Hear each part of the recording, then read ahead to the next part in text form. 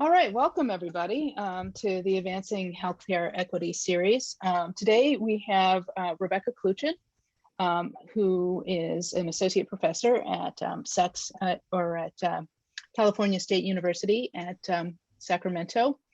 And her first book, Fit to be Tied, Sterilization and Reproductive Rights in America, won the Francis Richardson Keller Sierra Award for the best monograph from the Western Association of Women's Histories.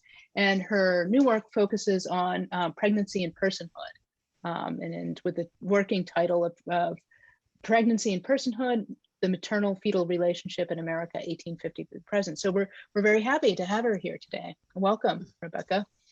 Thank you so much for having me. I'm thrilled to be part of this series. I think it's just wonderful to be able to have such space to really talk about some of these issues, especially from a multidisciplinary perspective. So I thought what I'd do is use my current project to look at some of these issues of health disparities. And as I've been teaching kind of a general survey this semester asynchronously online with like 180 students. So it's just kind of like teaching into the void. One of the ways that the students and I have been connecting is we've been talking a lot about how historians do their work. So I thought it might be helpful in this series to kind of lead you through that. And so I'm going to insert myself in the conversation a little bit. But along with that, I just kind of want to throw out there that please, raise your hand, interrupt me. It doesn't have to be very formal. I know we have Q&A at the end, but if I'm not clear about something, I have no problem being interrupted. And as you can see, I tend to talk fast when I get excited. So feel free to kind of wave your hands physically or, raise it and tell me to slow down if I get there too, because it's hard without folks in front of you. So I'm going to go back to start my talk and think about the summer of 2010, because I had just published Fit to be Tied about a year before, and I was thinking about this next book. What do you do? I knew I was about to go up for tenure, and I thought, I got to get like something out. So I'd gotten an article out. I got my book, I got an article, some other stuff. And then I was just reading widely, kind of searching, like, what's this next topic? What's this thing that grabs me? And then what can I live with for over 10 years? Because whatever my next book is going to sit with me for a long time. So I have to be able to live with this and really want to keep getting up every day. And I was finding, like midwifery, and I work in women's reproductive health. I just couldn't find anything that grabbed me. But as I was heading into the summer, like right after school ended in the summer of 2010, I found the story of Angela Carter. And I'll just show you on the second slide on here that you can see, this is her picture on the left, and then a story about her is on the right. What I read was pretty short, and it was just a few lines, and it said that she was, in 1987, she was pregnant for the first time, and she was diagnosed with cancer in her second trimester. It appeared out of nowhere, apparently, and she went from being a woman who was seeking prenatal care to a woman who was told she has days, maybe months to live.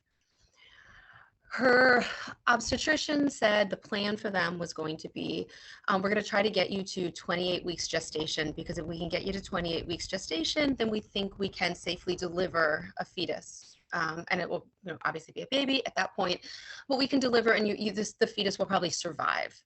So this is our goal.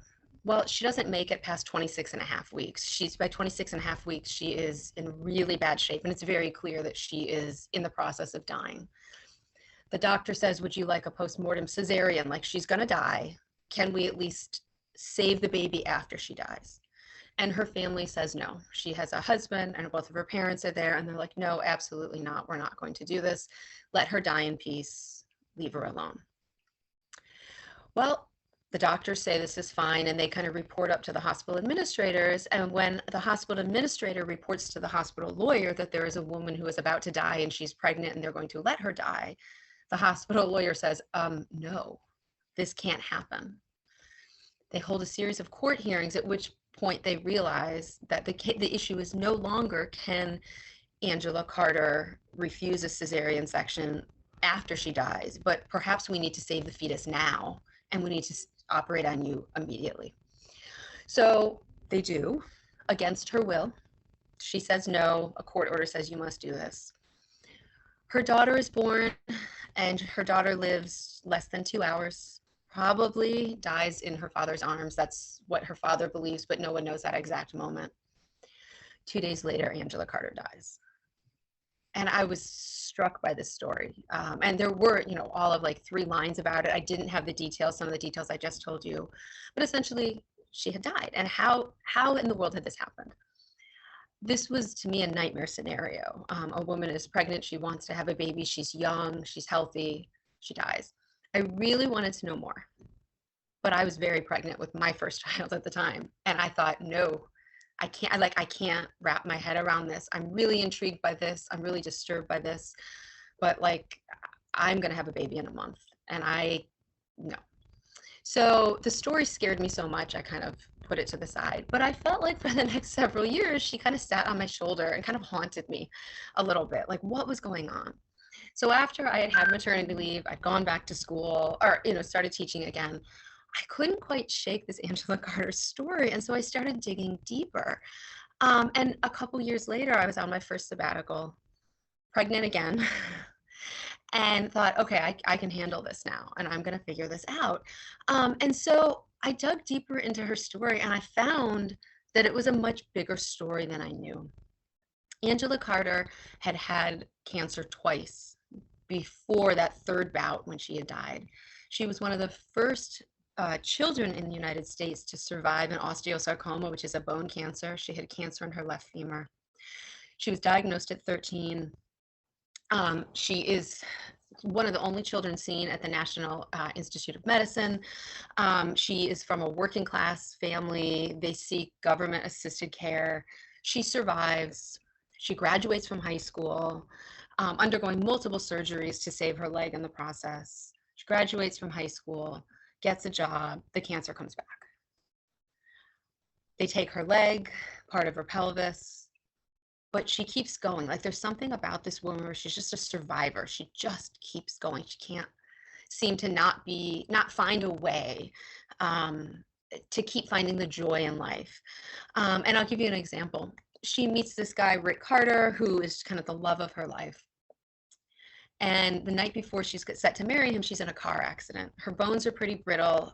A car cuts in front of her. She slams on the brake. And by slamming on the brake, like just pushing her foot down on the pedal, she breaks her foot. Now, she only has one leg. So now she really can't get anywhere. She'd been practicing trying to walk down the aisle on crutches. This is not going to happen. She now has to be in a wheelchair. So she literally, on her cast, ties it up with lace, designs her cast to match her wedding dress, and jokes that she doesn't have a leg to stand on. But she spends the whole night dancing in her wheelchair with her husband, which is something that they used to do anyway. They'd go to these country bars, and they would sing and dance. And sometimes people would complain, your wheelchair's in the way, and she would tell them to go to hell. I mean, she was really, even though she wasn't connected to a disability rights movement, she really did understand that she was being treated differently, and she was just not going to take it. So she marries Rick, and they decide to have a child. They're very clear. They think after the second bout of cancer, she's in remission. They're really convinced that this is behind them. So she chooses to get pregnant, and like within 6 weeks of getting married is pregnant. She's seen at a high-risk pregnancy clinic, just like her doctors have told her to do. But she's feeling this pressing on her chest. And as she says to her mother, she's like, I know that feeling. It's an ache, and that ache is back, and I know what it means. And the doctors are kind of like, no, you're just kind of poo-pooing her. You're a first-time mother. You have a high school education. You're not college educated. You're essentially, a child care assistant or an Avon lady, or she worked at a daycare. So she didn't have a job that was like, gave her a lot of status. Her husband didn't have one either. And they just kind of said, well, you're just not understanding your symptoms. This is just what all pregnant women feel. It's bronchitis. We'll take an x-ray of the lung, but don't worry about it. We can treat it. Well, they take an x-ray of the lung and they realize that her entire right lung is covered in tumor. The main stem bronchus, which is right in between, connects the lung to the throat. That's covered in tumor. I mean, this woman is not going to survive. She has lung cancer and she's not going to survive.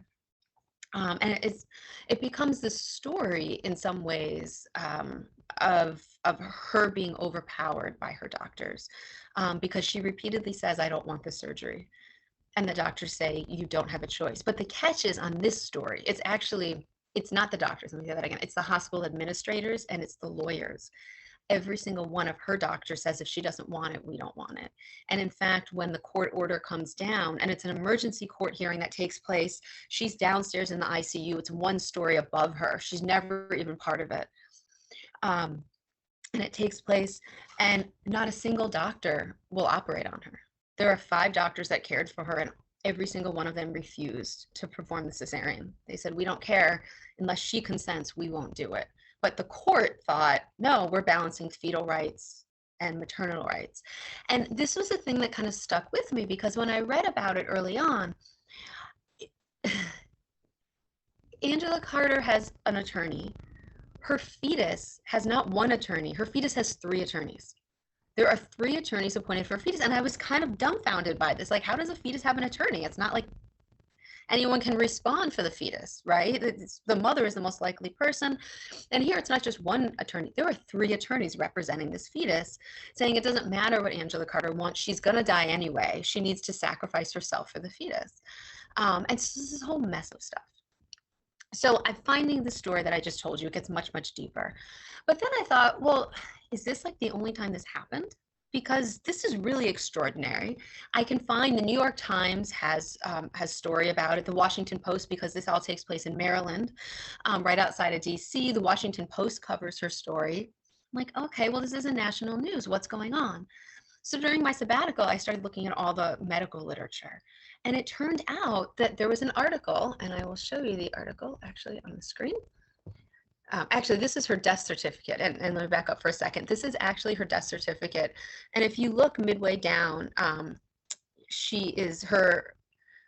primary cause of death is an osteosarcoma, which is cancer, but her secondary cause of death is the cesarean section. So the C-section did contribute to Angela Carter's death. And, you know, to find something like a death certificate with the signatures stamped, and this was in a set of legal proceedings, was just very jarring. So I go into the other literature, the medical literature, and as I'm searching through, I find this article called Court-Ordered Obstetrical Interventions that's written by a doctor, Veronica Calder, and then it has Janet Gallagher, who's a reproductive rights attorney at the time, and then Michael Parsons, who's a doctor. And when I read this, I was like, I have no idea who Michael Parsons is. Janet Gallagher, I knew she worked for the ACLU, and I'd never heard of Veronica Calder. I read this and I was struck because the article finds that there are 18 court-ordered cesarean sections that had been performed in the past 5 years. 21 times, there were 21 attempts at forced cesareans. 18 times were successful. So all but 3 doctors didn't like when women refused their cesareans. They took it to the courts to force women to undergo the cesarean sections, and 18 out of 21 times they're successful. It's an 86% effectiveness rate. This means that doctors were setting up a dynamic where if they didn't like their patient's choice, they could go to the courts. And now you're talking about primarily white doctors, male doctors, obstetricians, so surgeons. The majority of judges, the majority of lawyers are white at this time, and they're male. 81% of the women who underwent forced cesarean sections were women of color. 24% were non-English speakers. And this to me, well, it wasn't surprising. I had studied sterilization. I know this story.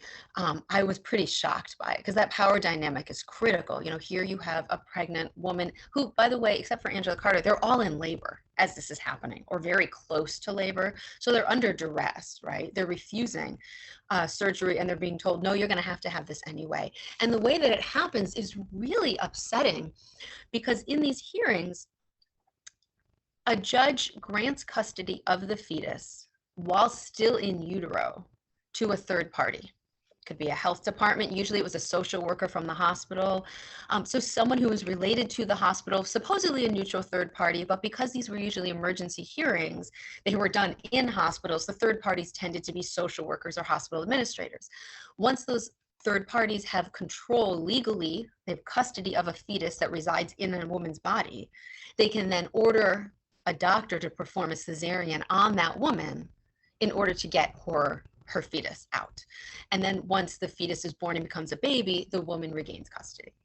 but it's a very odd way of dealing with women's bodies. And I found it very, I mean, even kind of more creepy than this whole thing about fetuses having attorneys, which was just odd to me. But the part of someone holding custody was very like, I don't know what to do with this. The thing, though, that really shocked me about the article from the New England Journal of Medicine was the date. It's dated April 1987.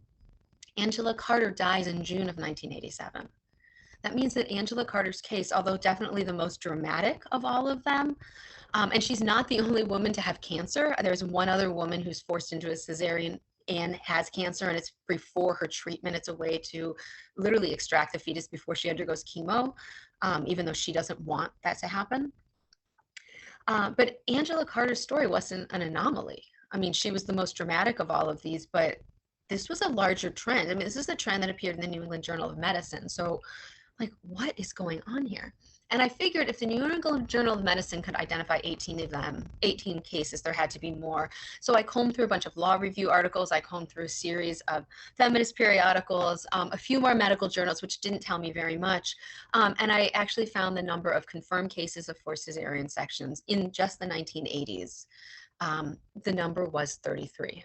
So I found 33 of them. I think there are far more.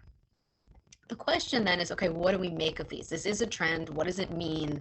And for the purpose of this, what does this tell us about healthcare disparities? Other than women of color are being overpowered, which, horrifying, is not a new story necessarily when we're looking at reproductive justice and we're looking at reproductive health. So I had to take a step back and then try to track everything out. And I found that the first surgery happened in 1979. And the woman is poor. She's 33 years old. She's an unmarried white woman. She has 3-year-old twins already when she enters the University of Colorado Health Systems Hospital on March 6, 1979. Now, she's pregnant with her 3rd child. Her water had broken. And when she arrives at the hospital, she's in active labor. Her contractions are coming about every 5 minutes. She'd had no prenatal care. She's morbidly obese and had sought medical care for gallbladder disease twice during her pregnancy. No one tested to see that she was pregnant. No one asked her if she was pregnant, which meant that any kind of medication they gave her could have had an adverse effect on the fetus. But they saw a poor, obese woman, and they didn't bother to ask basic questions that would have been done pretty much of anybody else, certainly anybody who might have been able to advocate for herself better, and certainly a wealthier white woman would have gotten those questions asked. So the woman enters the hospital and her amniotic fluid is getting a little fuzzy. It's getting a little brown. And the doctors are concerned that this shows meconium, which is like the fetus's first feces. And they're concerned that it's getting in the amniotic fluid and this can cause an infection. She has a heart rate monitor on, a fetal heart rate monitor. It's starting to decline. And the doctors are like, yeah, something's not right. Your fetus is in distress. We got to operate now. And the woman says, no, I'm not interested in this. No, I'm not having a cesarean. I don't care what risks you're telling me. I'm going to do this. And the hospital is like, well, we're going to try to declare you incompetent. So they then send a psychiatrist in to evaluate her. The psychiatrist talks to her for a long time, talks to her boyfriend, talks to her mother. And the mother and the boyfriend are like, just have the cesarean. She's like, absolutely not. And the psychiatrist says, well, she's competent. Like, we can't force her into do. She's not incompetent. This woman has her facilities. She says no. That's it, right?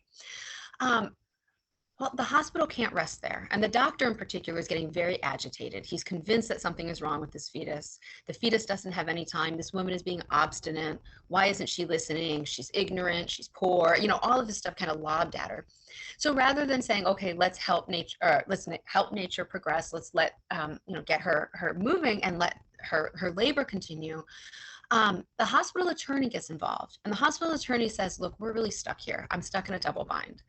On the one hand, I can't force this patient to undergo surgery because that's battery. We can't force her, or we can't lock her down and hold her down. On the other hand, we're in an era when the pro-life movement is really rising, and it's vocal in particular in Colorado. And if we allow a fetus to die because we don't intervene and the mother doesn't rescue it, well, now we have a whole other PR nightmare. So what do we do, right? So the hospital's like, well, let's call the court. And tellingly, it calls a juvenile court because it decides that the fetus is most akin to a child.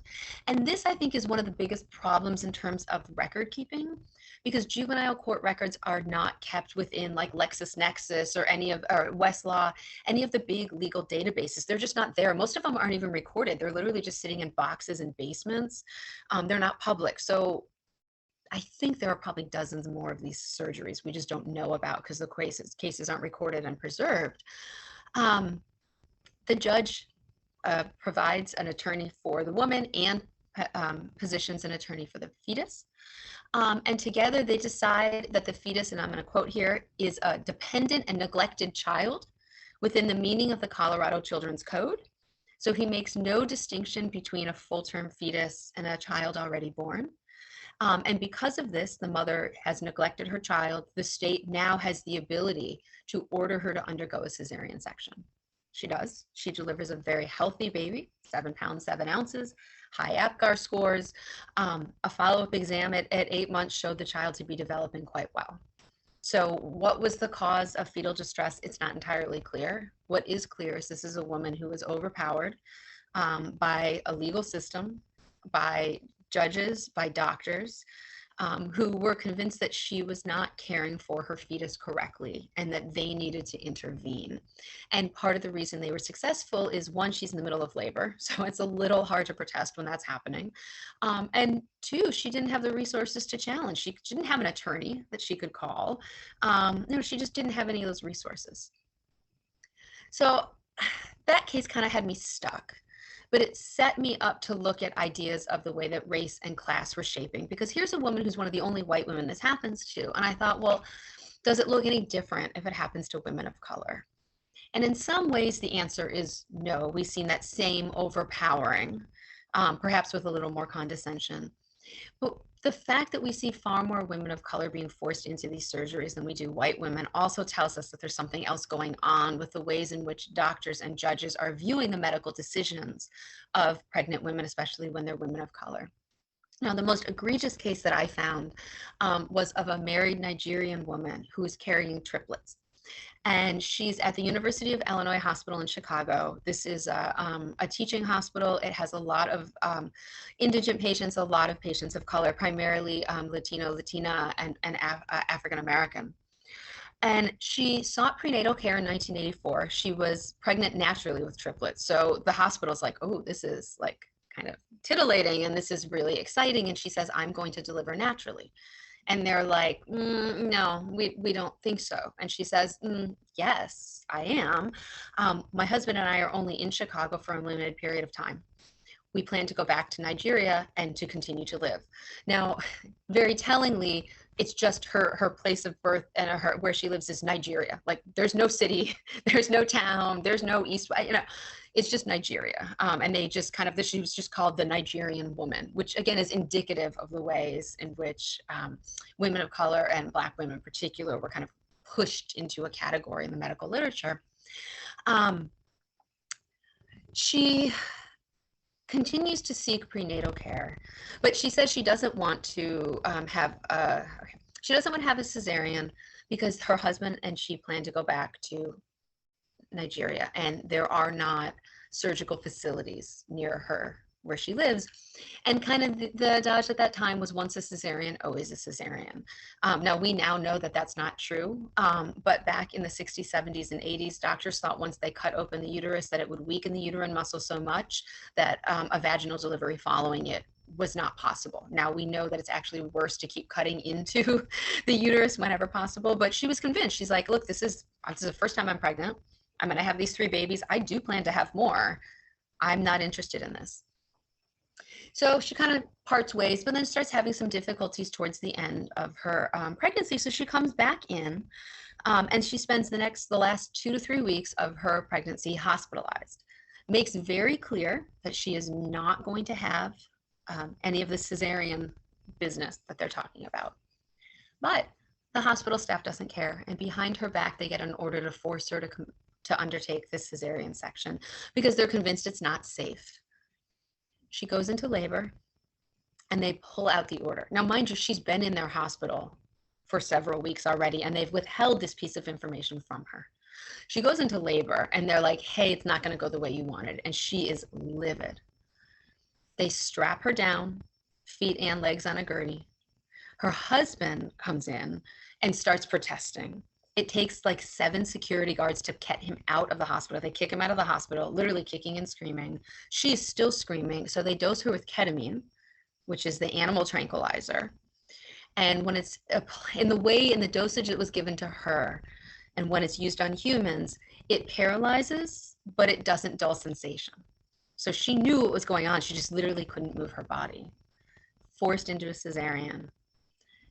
All 3 babies survive, but 3 weeks later, her husband commits suicide. And it's probably related to this. And I read this one and I was just kind of floored by the violence. And it gets worse because the hospital has a newsletter. And the next hospital newsletter has a picture of the woman on the cover with all 3 babies. And it brags about the fact that she had this cesarean and she had triplets that were conceived naturally. This wasn't IVF. But there's no mention of the fact that her surgery was violent. There's no mention of the fact that her husband kills himself right after this. He's literally been pulled out of the hospital. And I was just floored by it. And it connected to Veronica Calder because I tracked down Veronica Calder. She's a doctor in Iowa. And I interviewed her. And I said, what made you write this New England Journal of Medicine article? And like, you were a young resident. Residents don't write in the New England Journal of Medicine. She's like, yeah, that's why I had to get the other guy who had a bigger MD behind his name than mine. I got this guy. She's like, yeah, he doesn't study this. He just put his name there to help me. She said, I rounded on the Nigerian woman the day after her surgery. I didn't know about her. I just rounded on her the next day and she told me what happened. And I couldn't believe it. And then a nurse came in 3 weeks later and showed me a newspaper article. And we connected that the newspaper article was talking about the suicide of this woman's husband. And she just had like a WTF moment. Like, what is going on here? And that's why she set out to study these trends.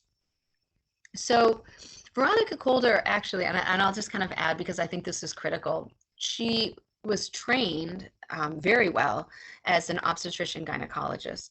And after her experience with this, as well as her own pregnancy, which I will point out, she gave birth at home with a midwife because she did not want to be part of any of this.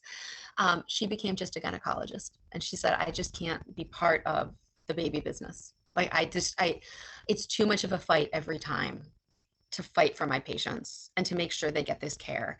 And so I am opting out and I will provide other care and advocacy. But it totally shaped the trajectory of her career. And it did, I probably blackball her a little bit. She was a little vague, but I suspect that having written that and kind of outed this practice. She also found, and I think this is notable, that as she was looking at this kind of maternal fetal conflict and why is it that doctors are pushing patients to undergo surgery, that it broke down easily in terms of positions on abortion. That doctors who were in favor of legal abortion, and abortion's legalized in 1973, so we're not that far off from it, right? Abortion's legalized in 73, this is 84.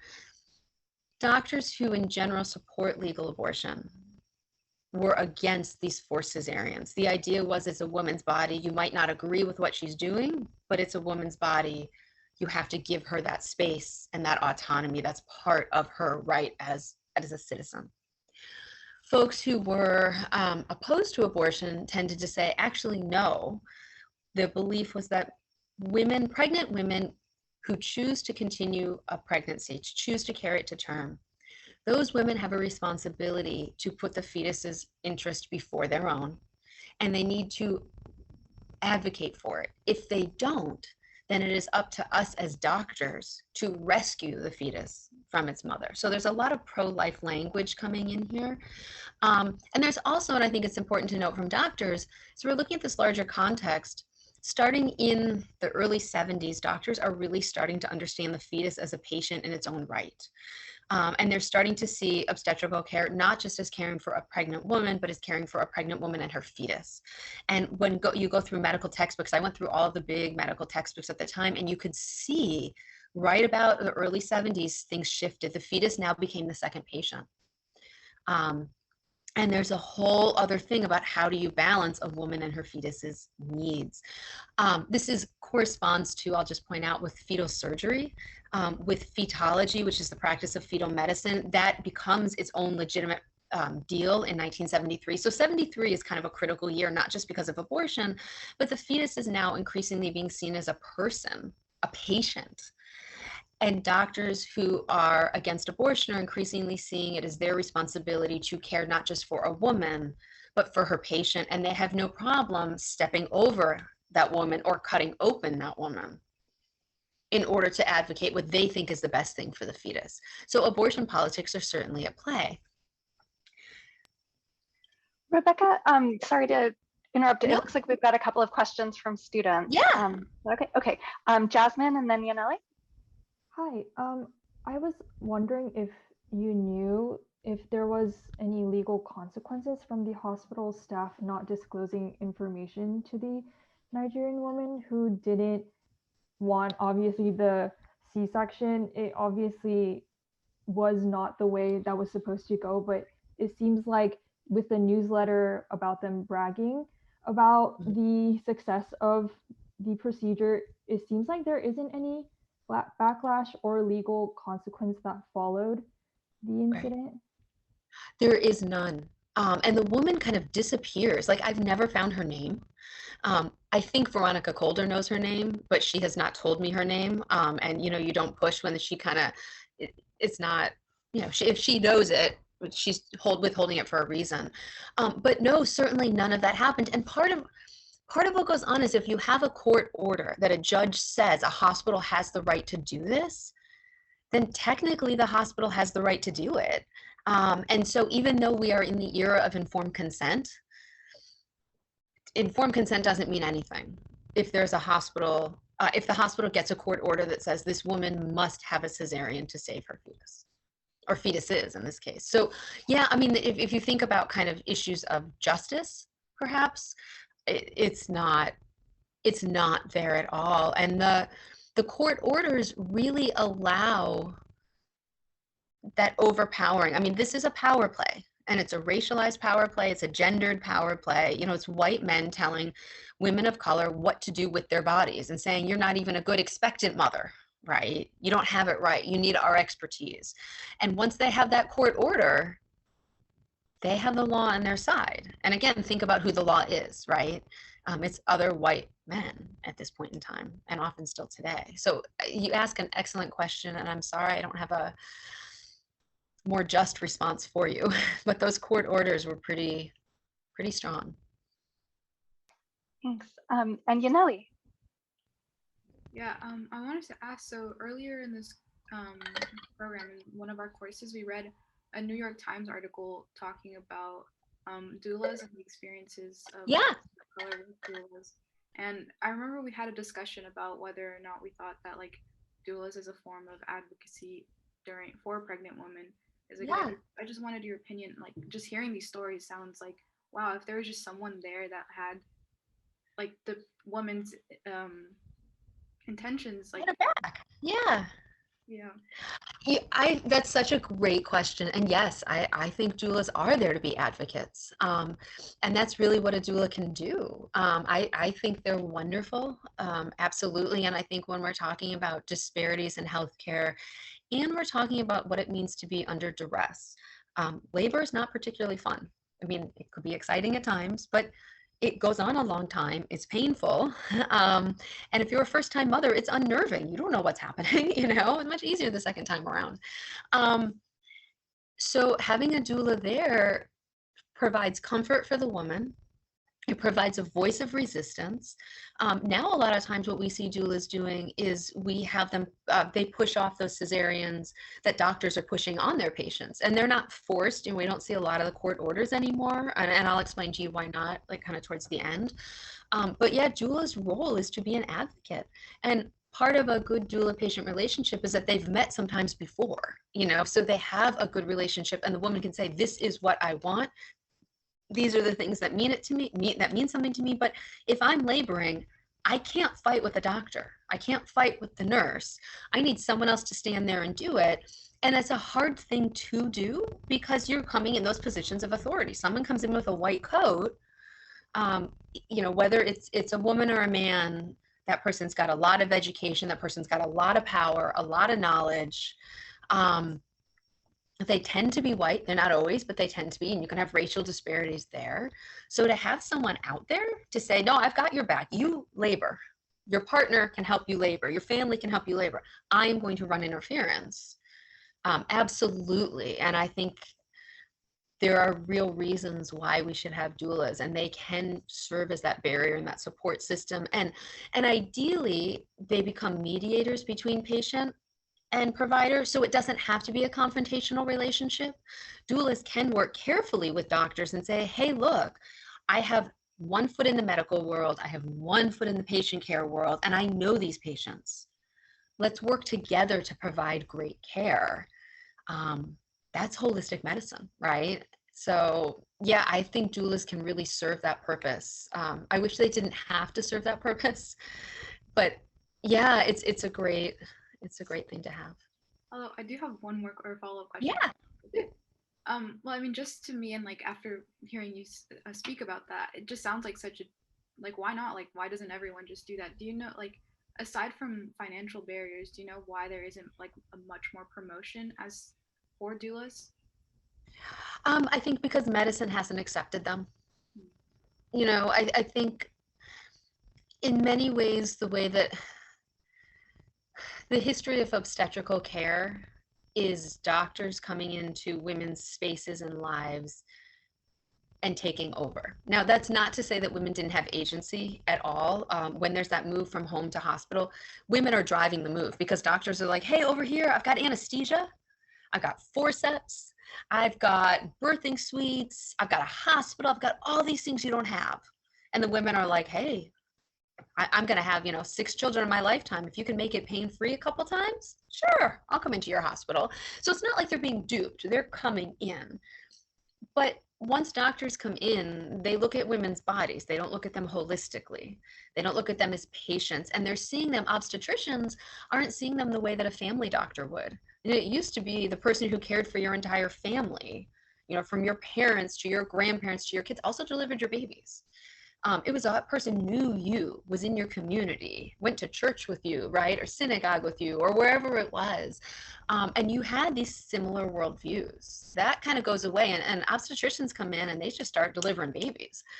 They're not interested in what women are, who they are in many ways. No, that's not to say that there aren't great obstetricians out there. There are. I've had them. I mean, I know they're there. But medicine looks at patients. It looks at bodies. And it looks at one particular part of the body. It doesn't look holistically. And doulas challenge doctors. Doulas will get in a doctor's face if they need to.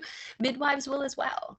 And there's this real kind of push to allow doctors to remain in control. But I think if we're thinking about like patient-centered medicine, it could look very different. I would also say that it doesn't always have to be doulas. I mean, my mom frequently tells the story of when I was born in Chicago, that, and my dad was a lawyer. My parents were, kind of emerging middle class at the time. It didn't matter what your socioeconomic status was in Chicago, you were assigned a social worker. You met with her at the hospital, and then she came to your home a couple days later. And she made sure that you were okay. Chicago set up a doula system, actually, for young unwed girls, especially if it's teenage moms, and it set this up about 15 years ago. They were paired with doulas because oftentimes their own mothers couldn't be advocates for them. So their doulas took them to every one of their prenatal care visits. Their doulas were there with them at labor, and then their doulas for the next 6 months after they gave birth helped them navigate motherhood, from how do you make sure to get insurance, to do you have the right size diapers, to how do you keep up with your schoolwork. I can babysit for an hour or two, you go do your math homework, and I'll take care of this. So there are ways that the system can support mothers. And I just picked my hometown because I like my hometown, but that's not how medicine is set to control it. And medicine is very lucrative. and very powerful. Does that make sense? Yeah, it does. Thank you. You're very welcome. Are there any other questions, or do you want me to keep going? Looks like we're good to keep going. Okay, please interrupt me because I am not checking the comments. Okay, so I thought I would share one more story and then talk a couple more trends and then kind of start winding down. So I want to put Aisha Madden on the screen. She is someone who has been almost entirely written out of the historical record, but her forced cesarean, I think, really brings out the dynamics of this and the reason that her story is ignored and Angela Carter's story becomes kind of like, you know, the landmark story.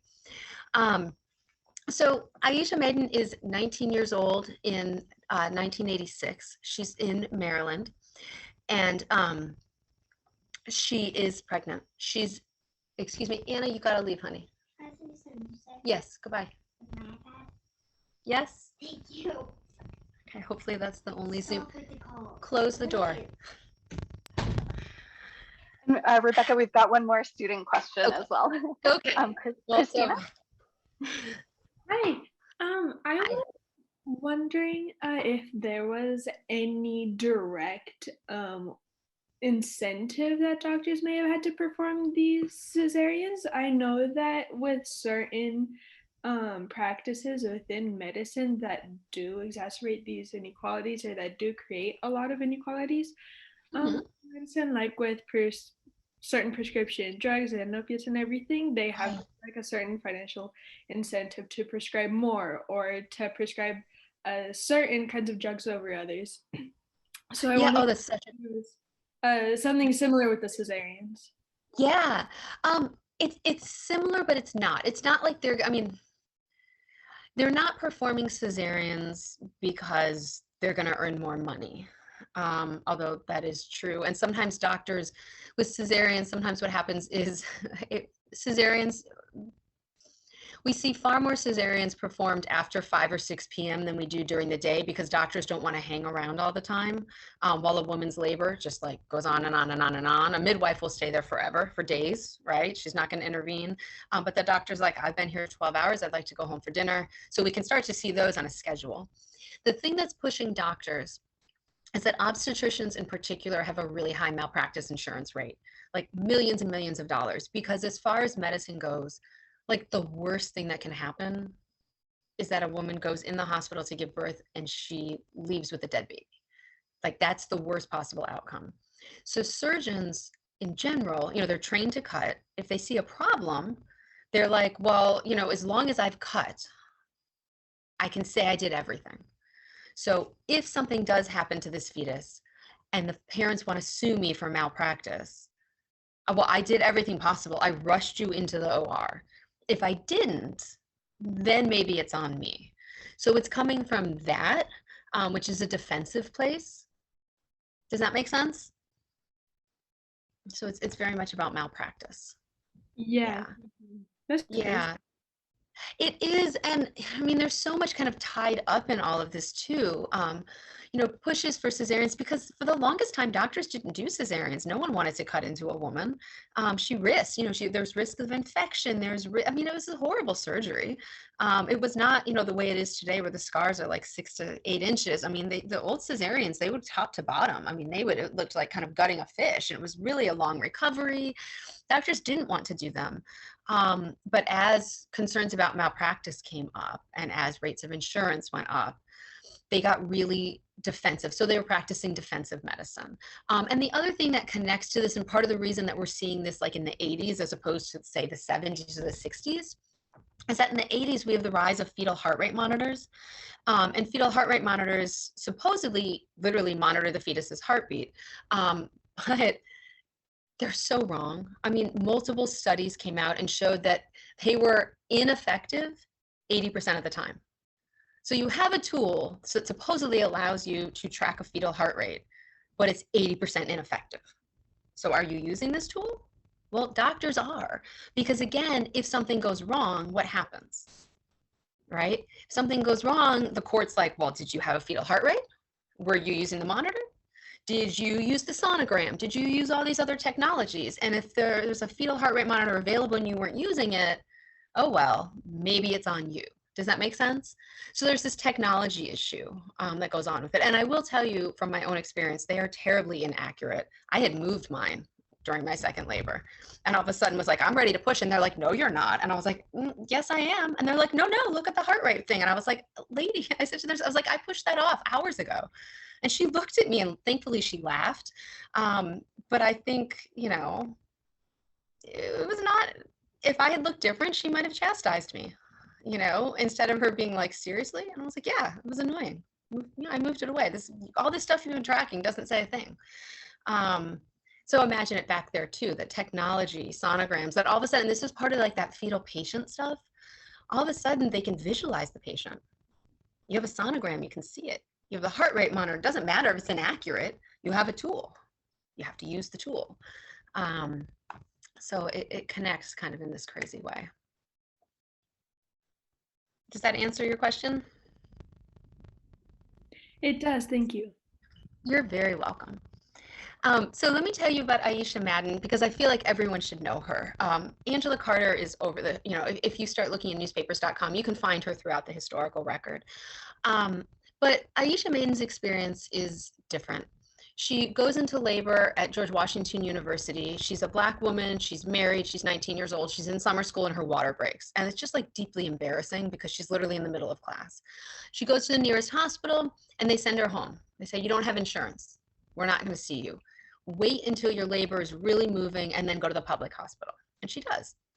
But she waits for 2 days in her bed, just lying there, waiting. She comes in. She's now, you know, her water had broken like 48 hours ago. She's dilated, her labor stops.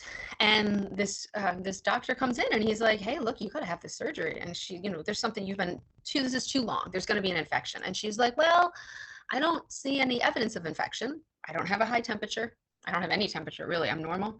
I feel good. The only thing I don't like is that you've confined me to this bed. And they're like, no, you've got to stay there. And she said, but I really kind of want to like wiggle around. I want to get going.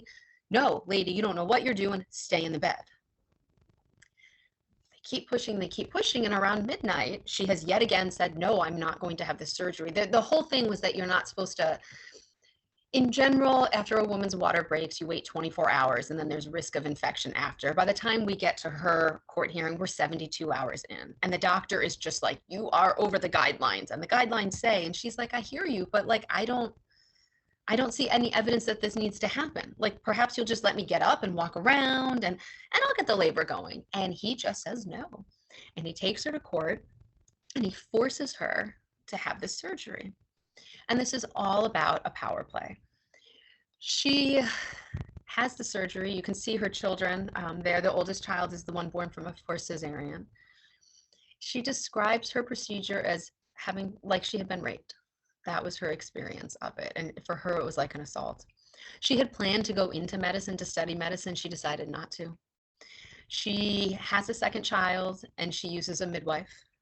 And she's not the only woman that I found who did that. So we have this stuff going on. But the thing about Aisha Madden is Aisha Madden's case preceded Angela Carter's by a year. And when Angela Carter's family says, no, we don't want to have this forced cesarean section, the hospital attorney says, but wait, Aisha Madden had one a year ago. And that set a precedent that makes it so we now can force you to do this. And Madden had no idea that, you know, it's not until years later that she knew that she was part of it. But I think it's really critical to recognize that the story of the Black woman gets erased in favor of Angela Carter's story, right? Angela Carter's story makes front page news. Angela Carter becomes the court case. And it's because, well, it's because she's white. It's also because her mother will not let it go. And her mother brings the ACLU in, the ACLU grabs onto the case and things shift. But much of what's happening is the erasure of women of color, which is why you can have this like random Angela Carter surgery out here. And until I started studying it, no one knew that there were all these other surgeries that was part of another trend. There's a whole nother group of women, Hmong women, who were at very high risk of forced cesareans. And we see a lot of that, but they're written out of the literature almost entirely. And, you know, Hmong women, Hmong men, families came, you know, as refugees, not as immigrants, but as refugees. We started opening our doors to them about 1980. And there's a huge, huge disconnect between the Hmong community and the medical community. And in part, this is because Western doctors aren't willing to understand Hmong ways of thinking about their bodies. We talk a lot in Western medicine and American medicine about the mind-body connection, but within the Hmong worldview, there's a spiritual connection as well. And there's a fear that if a person is unconscious, that the soul can stray from the body. So if you're unconscious during surgery, your soul can stray. It can have dire consequences. Well, the same pressures that are happening to the women I've talked about here and women in general whose labor is stalling in the 1980s are happening to Hmong women who don't have interpreters, can't speak English very fluently, have doctors who don't understand why they are resisting so hard surgery, and then describing them in the medical literature as deeply uncompliant and poor patients. So we have an instance where there's a Hmong woman in Colorado, in Denver, who in 1982 has something called Placenta Previa, which is when the placenta covers the cervix. And it's very problematic because if a woman goes into labor, the placenta detaches, the fetus becomes can become asphyxiated, and then the woman will hemorrhage. And so both will die. She's bleeding. She goes to seek medical care. They say, you have to have a cesarean. She says, no, I can't. This is not going to work for me. I can't do this. She checks herself out of the hospital, and the hospital is so upset that she leaves that it goes to court. It gets a court order to drag her back into the hospital and to operate. She goes into hiding. An interpreter finds this woman and finds her literally bleeding out in the bathtub. They bring her into the hospital, force the surgery, and the woman almost refuses, you know, for at least the first 24 hours, refuses to even see her new baby. She's so traumatized. And, you know, add to this, not just the dimension of what it means to be a refugee, but, you know, we're talking about a group of refugees at this point who are traumatized, who have gone through war, who have gone through camps, who have gone through long journeys, that it kind of conflates it. So there's this whole other dimension that fits into immigration and the ways in which women of color are seen as non-compliant rather than having different worldviews.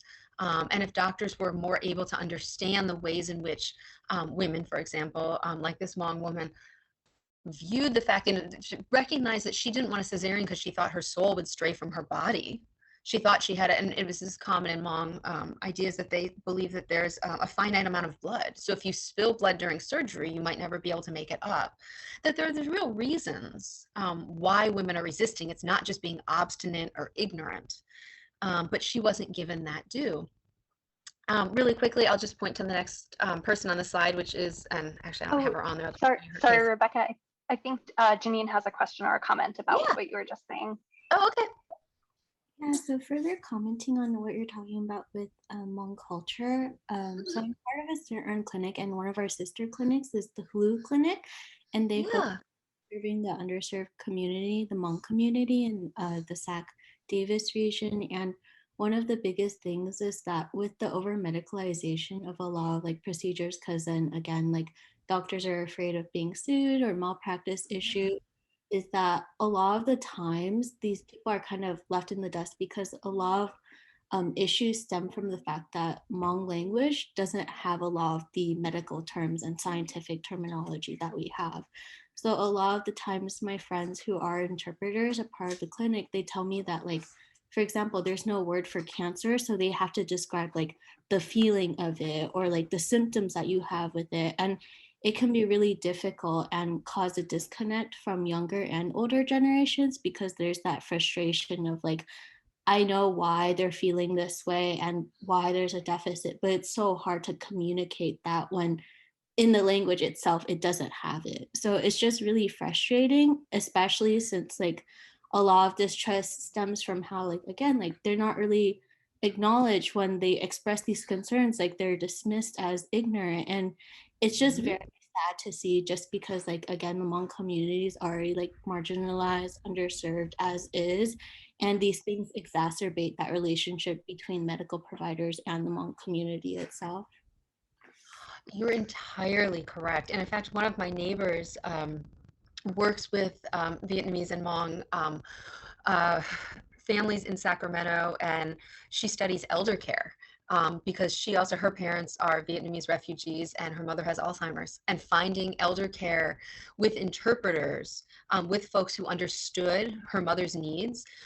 She worked really hard. Now she's a doctor, so she could find ways to kind of go about getting those resources, but she realized that that wasn't an option for most people, regardless of their kind of class status, that there were so many elderly Hmong who weren't getting what they needed, and interpretation was critical, because even if you could get an interpreter, if the words weren't there necessarily, and folks providing care didn't have the patience to sit and go through it, that there's this whole other aspect of healthcare that's really being overlooked, and that's really specific to our community, in terms of Sacramento and the greater area.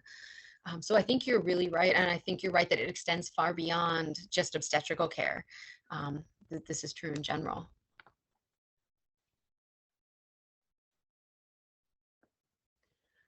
Any other questions?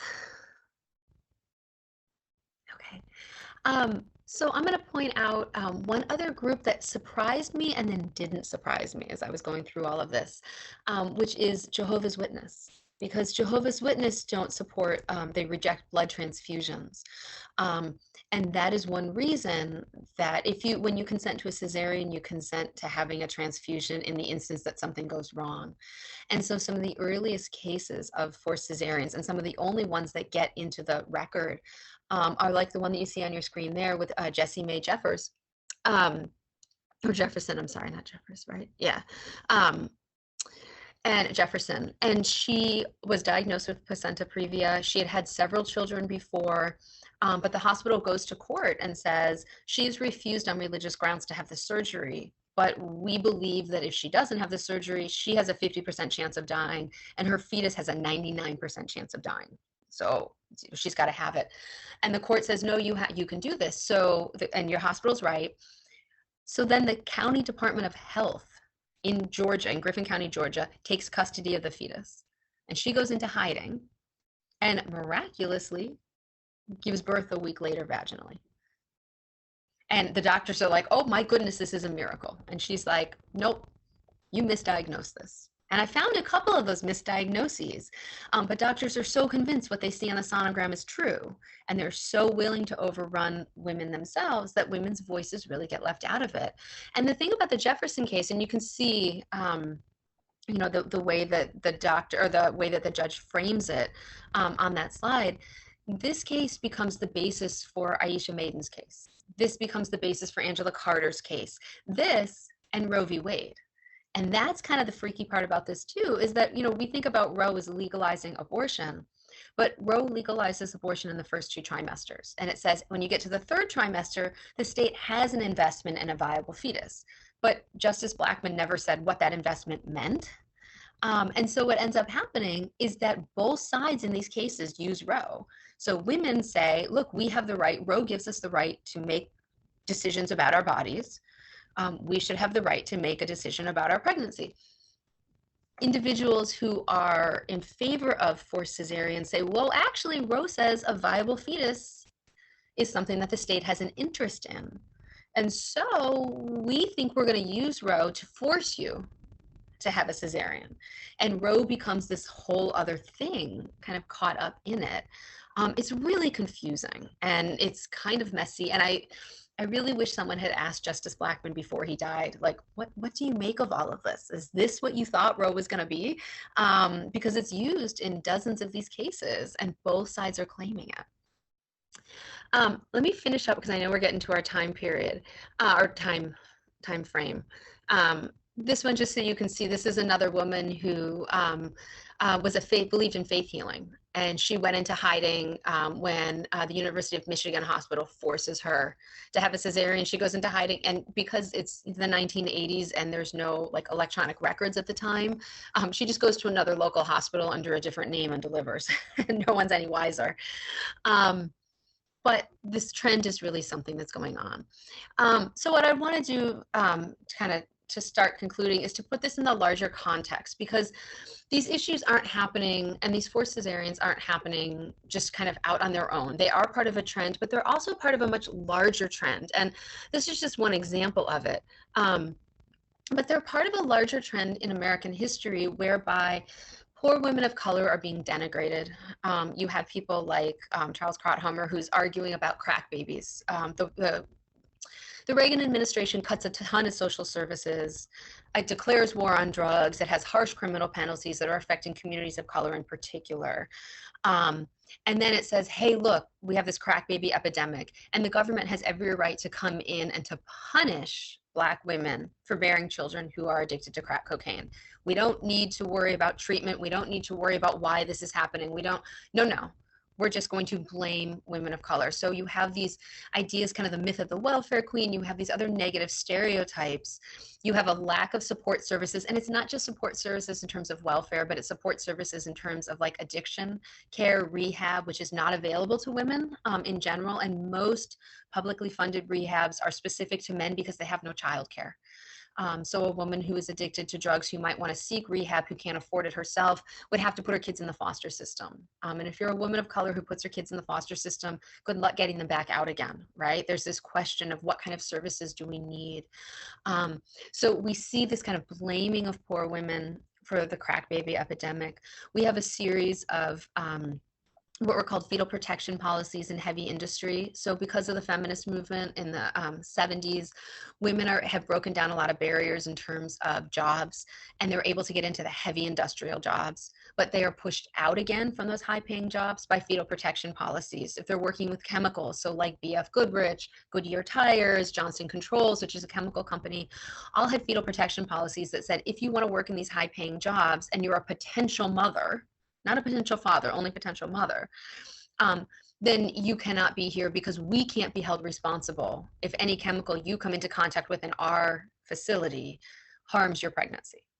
And women actually go to court in 1991. The Supreme Court rules in their favor, and it says that these policies are a violation of the Pregnancy Discrimination Act of 1978. But what I want you to see is that you have the forced sterilizations happening, forced cesareans are happening. You have blaming of crack babies. South Carolina takes the crack baby stuff so far that it starts drug testing every poor woman who comes into its clinic, but almost always only poor Black women. And anyone who has traces of cocaine is reported to the police and oftentimes jailed until delivery, at which point women are brought in to deliver in shackles. And sometimes in order to catch them, doctors would allow the baby to be born, and then they would they wouldn't cut the placenta for a couple minutes, and then they would accuse women of delivering drugs to a baby through the placenta. So you have, and this is almost always happening to Black women. In fact, the only instance of a white woman who's in this system in South Carolina is a woman who's dating a Black man. So she has a mixed race fetus. So you have this kind of clamping down on pregnant women's decisions, and it's very specifically racialized at this point in time. You have the fetal patient, you have abortion politics. But I would argue it's not even just about that. Like, that explains the 1980s. But you have a much larger history, and this is where I will end. You have a much larger history of reproductive abuse. We have the origins of maternal-fetal conflict occur in the antebellum South. When slaveholders wanted to punish enslaved women, they would dig a hole, put the women face down in it so the hole protected their bellies, and then they take the lash and use it on their back. We have instances in the legal record of people like Celia, who you see on the left of your screen, who at 19 is put to death for killing her master. Her master bought her at 14, raped her repeatedly. She bore 2 of his children. He comes in to make an advance when she's 19, and she pushes him back and she kills him. She's tried for his murder, but she's pregnant.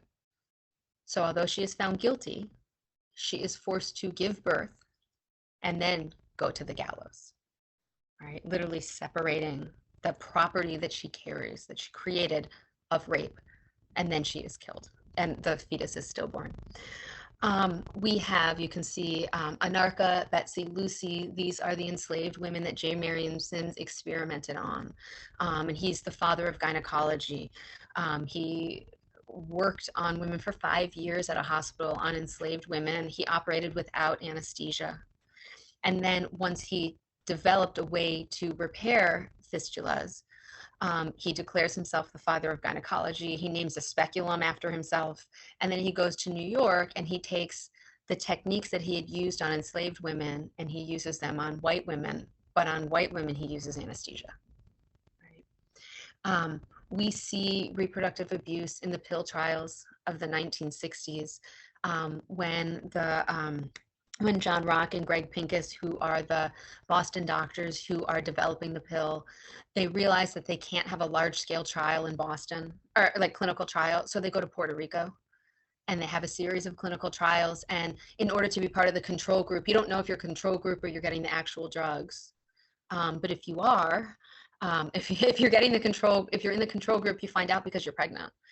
So you get a bunch of sugar pills. So in order to be part of this, women have to risk pregnancy, right? In a place where abortion is illegal.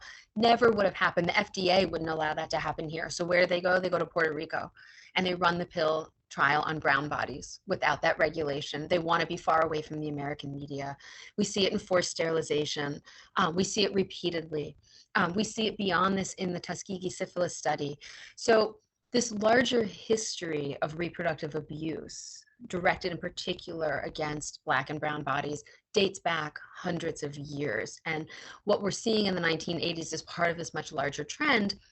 And it's why I think it's really important that we think about the concept of reproductive justice as opposed to reproductive rights. Reproductive rights tends to be reduced to abortion rights, but that's really very much a white middle class idea. If you're someone who has been sterilized, you don't care if you have the right to abortion, right? Reproductive justice is a big, broad concept. It's an intersectional approach. It says women have the right to bear children, to get pregnant, to choose not to.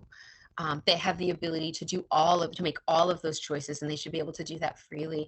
And then it looks not just at a right to a procedure, but it says women have the right to bear and raise children in dignity. That means with health insurance, with grocery stores instead of food deserts, with good housing. And then most recently, the reproductive justice movement has aligned with Black Lives Matter to say it's about raising your children to live through adulthood, right? And to not be victims of police brutality. And so it's a much more systemic view. And I think given this large history, it's very important to think in that justice perspective from a broad range, rather than reducing rights to, the right to a cesarean or not a cesarean, but to understand how reproductive choices are very much part of American intersectional politics. And I will stop on that one because I've been talking a long time. Yeah. Thank you so much. Yeah, thank you so much. I think Angel had a question. Yeah, I did. Thank you for that very informative presentation. So I had a question in regards to Angela Carter. Yeah. The fact that she was in a wheelchair navigating through a world that may not have been catered around her because she doesn't fit this definition of what a normal person should be like. It reminds me of a concept we talked about in STS 122 with Professor Merchant called feminist disability studies.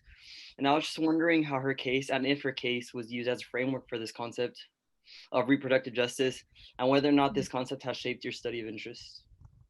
That's a great question. Series of questions. Yes, most definitely. I really got into disability politics and disability history and trying to find, there's kind of this small intersection where reproductive justice meets disability politics. So there's some really wonderful writings on it. There's a woman named Ann Finger who I just think is amazing. She has a book called Past Due. She's a woman who had polio. She's still very much alive, but she had polio, and one of her walks with a limp as a consequence. But she talks about her experience getting pregnant and working through the medical system, again in the 1980s, as a woman with a disability. And then she grapples with the fact that when she gives birth, her son he goes into the ICU or the NICU, and he has a series of impairments, and they're concerned that there may be cognitive impairments. And so she grapples with her own implicit bias, where she had understood disability as being with the body. But then she had these other ideas because she was so very in her own mind that she realized she had these other ideas about intellectual disability that were not very open-minded. And so she had to kind of figure out how to navigate that. And she's given me a lot. Angela Carter doesn't get written into these studies a lot, but I think the fact that she's a woman with a disability is very much part of the story. When I interviewed the attorney, so Angela Carter dies, and her mother and father are horrified. They become estranged from the husband, Rick, who's kind of an odd guy, but they become estranged from Rick, and then they file a lawsuit trying to overturn the order. And I interviewed the attorney who was part of it. Her name is Lynn Paltrow. She runs the National Association of Pregnant Women, which since doing the Angela Carter case, she's now devoted her life to this type of legal work. And she said part of the reason that Angela Carter even got the prenatal care she got was that her local gynecologist wouldn't deal with her. The obstetrician said, well, how do I put you in a stirrup? You only have one leg. Like, literally the equipment doesn't fit for you, so we're going to have to find another way. And so for her, just that experience of navigating a pregnancy, they have to figure out, because she's lost part of her pelvis and part of her leg, they have to kind of figure out how to hold up her uterus. So they kind of have to devise this thing at George Washington University. There's enough people at the high-risk pregnancy clinic willing to adjust the technology, but the general practitioners, like the obstetricians, the gynecologists that she knows, are like, we can't handle you. You don't fit. So I think that's part of it. I would also say that's part of this kind of fighting spirit that I talked about early on. She has this, on the one hand, it was just grit and survival. On the other hand, it's just joy. I mean, like, this is a woman who finds joy in her daily life, despite the fact that she has spent the majority of her life fighting cancer. She just finds these daily joys. And I think a lot of that, her advocating for herself and for other people with disabilities, because she did work with a nurse at a nursing home and did a lot of that kind of quiet advocacy, came from the fact that she's like, I won't suffer fools. I'm going to do this. And if you think I'm in your way, that's just too damn bad. So I think there was something innate in her, but she doesn't connect with the movement per se, because there is a pretty rich disability rights movement at the time. And in fact, the majority of times when you read about Angela Carter, you don't know she has a disability. Like, it's just not, it took me 2 years before I figured that out. Because she was like that line, you know, like, her thing is so horrifying. It was really easy just to throw a line out there and be like, yeah, so she said no and they did it and then she died. Rather than to say, actually, there's this more complicated politics. And she's very working class too. Her family does not have money. You know, does that answer your question? Yeah, it does. Thank you. Okay. Yeah. So I've been trying to wrap my head around the timelines in these stories, and just how quickly, a woman's undergoing labor, how quickly they would have to get a court order together, and how the court system seems to be set up to very quickly make a decision on behalf of somebody else, versus in other circumstances of the world where it can take months to years to set up court dates for other types of things. So I was just wondering if you could speak at all to kind of the timeline of these court cases and the way that the legal system is set up to enable this. Well, the legal system has changed in many ways. And so what's starting to happen in the 70s, a little bit in the 60s, but mostly it's in the 70s and the 80s, is that we're starting to have emergency court hearings. So there are people actually prepared to do this. So for example, with Aisha Madden, I think the call comes in for her attorney at 11 o'clock. They're all at the hospital by midnight. The problem, though, is that the attorneys for the patients don't have any time to interview the patients. So Diane Wentworth is the woman who represents Aisha Madden, and she gave a deposition in Angela Carter's case, and she's like, I got the call at 11. The hearing started at 12. I didn't consult a single book. And, this is the pre-internet era. It's not like you're pulling up precedent. Like, she'd have to go to the law library to flip through this. And no, she was a legal advocate. She was a local attorney. She did pro bono work. It was just her name that was on the top of the list. But there was a real disparity because the hospital knew hours earlier that it was going to start, it knew that it had a possibility that it was going to call this hearing. Its lawyers had about 4 hours to prep. Wentworth has maybe 30 minutes, and she barely gets to talk to her client. By the time the order is done, the Aisha Maiden's medical record had not even made it into the court record.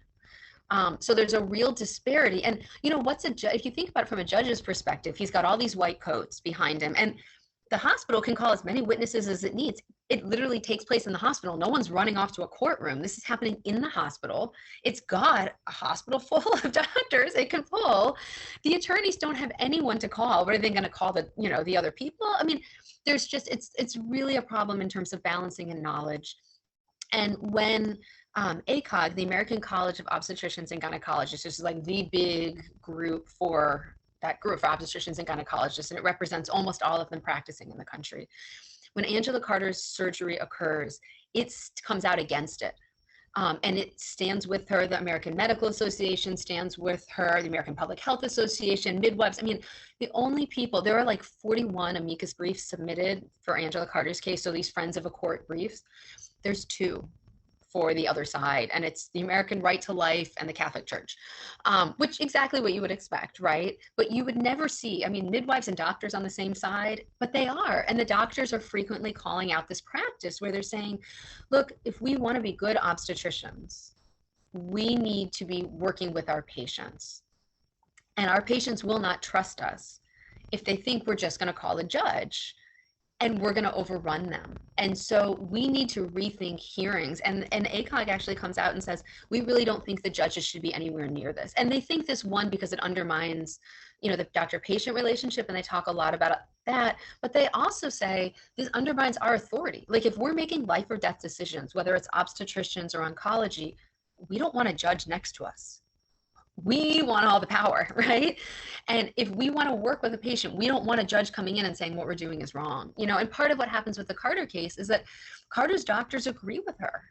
They don't want to operate. And they're like, this goes against who we are. And the Socratic, this goes against medicine. So the court hearings themselves are problematic. They're problematic too in who they include. Like, Aisha Maiden is not allowed to go to her own hearing. She is down the hall. She's not allowed to even be there and to speak, and yet it's her body. So the idea of court hearings and having emergency hearings, and it doesn't come out of obstetrics. You can see it with all kinds of other things as well. But there's just a pace and a real opportunity for error. Madden's attorney was saying in her affidavit that once the hearing ended and she was getting prepped for surgery, our nurse actually came out and showed her an article from a nursing journal that talked about cesareans and informed consent. And she's like, we all sat there, all of the attorneys, writing down the reference because we didn't have any time to do any of the research. And so ACOG and the AMA in particular, the American Medical Association, do take issue with these hearings because they're so stacked against the patient. And while I think those groups genuinely want to be seen as patient advocates, they don't always act in that way. Do you know what I mean?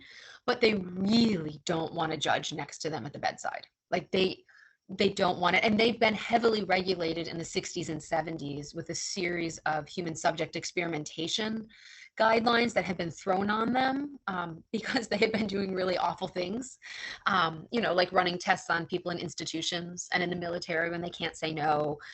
So the government had come down hard on doctors and started regulating their practice. And I think they just didn't want any more. There's that other dynamic. We are the doctors. We are the white coats. Back off. But they're really problematic. You're totally right. Yeah. And specific to the 80s. Yeah, I think that, I do some work in clinical bioethics, and I would say that totally tallies, but I've also noticed another trend, and that is that physicians who are treating particularly women with addiction problems, who may have other health conditions, that there is a tendency to want to step in these cases and sort of take away the power of the patient. And I guess, I have a lot of complicated thoughts about that. I think that some of that frustration comes from having to take on so many more roles, right? So that physicians now are dealing with problems of homelessness, addiction, because there's no other social safety net. Like it all stops with the physician, and there are very few circumstances under which physicians can step in and take decisive action to get at some of the underlying social conditions that lead to these things. And I think there is a tendency to be like, well, at least we can step in for this baby, right? And I'm not defending it. Right. I think that it's problematic, but I do think that I've seen this happen, and I've heard these arguments, and to the credit of the committees that I've been on, they've been like, this is nonsense. No, you cannot force a woman to do this. But there is this set of circumstances. And I guess I was just wondering have you noticed that? What do you think about that? Do you think that the situation and the sets of pressures on physicians have changed somewhat, or is this, just merely anecdotal? No, I think they probably have. So I haven't seen a ton of women in terms of addiction with the forced cesareans, although what's going on in terms of the imprisoning them is happening at the same time. So, I see these as, kind of very similar. I think it probably depends upon the physician, but I think issues of addiction are really problematic for women in particular, because it's really about class and it's about status. And if you're someone, for example, who, maybe is addicted to alcohol or cocaine, and you're white and middle class or rich, your family's going to send you off to rehab, and they'll probably send you far away so no one knows you're gone. You've got people to take care of your kids. You've got resources. But if you're a poor woman, and especially a poor woman of color, you have very limited access to those resources in general. You don't have access to rehab, and the rehabs that you do have, majority of rehabs that are state sponsored or funded don't provide childcare. And so a lot of women are just simply not willing, they're in the throes of addiction. They know they have a problem. They know they need help, but they can't, they're afraid that if they give up their children, they will not get those children back. There aren't those community support systems. And, doctors do see them with overdoses or with, whatever problem it's going to be if it's prenatal care. And I get that impulse, because I think some of it does come from a benevolent place. I saw this in my sterilization research as well, that very few doctors who were performing forced sterilizations really were vindictive. No, some were. Some were just awful about it, and they would say, I don't want to pay for your welfare, baby, and therefore I'm sterilizing you. But the vast majority really believed that this was an instance that they were seeing a poor woman who needed some support, that what they could do was make it so she couldn't get pregnant again, and that would provide a little bit of economic relief. Now, they did not have the right to push that surgery. And I think what was happening with them, because it was a little bit earlier, is they were using these kind of outdated models of paternalism. I know a little bit more than you. You should just succumb and listen to me. But I really do believe that many of them thought they were being benevolent. Like, it came from a benevolent place. It doesn't mean it wasn't an overstretch, but it was kind of like what you were saying. There's this moment where maybe I can help you here. I can't put more food on the table, but I can make sure you don't have another child, so you're already, thin resources aren't stretched thinner. So I think we do see that in medicine, and that's probably too, I think if you put it in terms of social services and the social fabric, and we look at, again, holistically, medicine intervenes at these critical points, but where are those lines between what a doctor can and cannot do, and also what a patient wants? Does that patient have the ability to have her voice heard? Is she providing consent? Is it truly informed? Or is she consenting because she doesn't have the ability to say no, or can't think of a better reason, or, whatever it's going to be. So I think there's that continuity, but I'd love other thoughts. How about Janine? Oh, sorry. Go ahead, Emily. No, I was just going to do what you're doing. How about Janine, then Angel?